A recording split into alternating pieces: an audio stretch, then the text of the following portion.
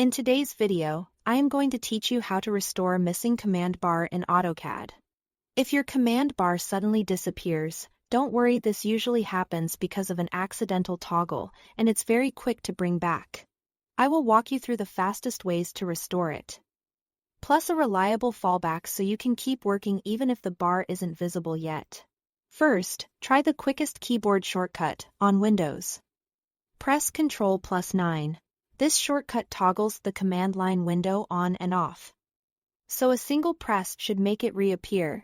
If you don't see it at first, press it once more to make sure you didn't accidentally toggle it off again. On Mac, use Command+3.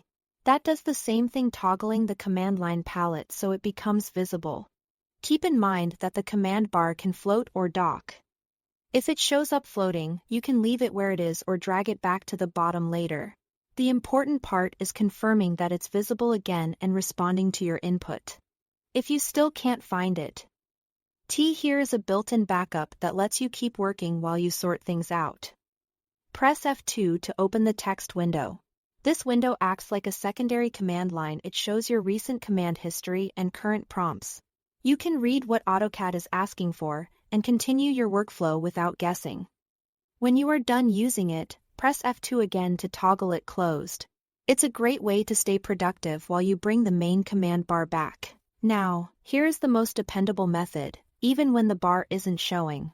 Click in the drawing area to make sure AutoCAD is active.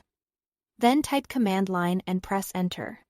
AutoCAD usually accepts commands even when the bar isn't visible, and this one specifically tells the program to display the command line interface.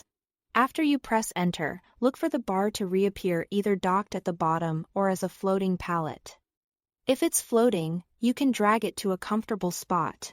If nothing happens the first time, make sure nothing else is selected. Press Escape to clear any active input and try typing command line again, followed by Enter. That's all to it. Thanks for watching.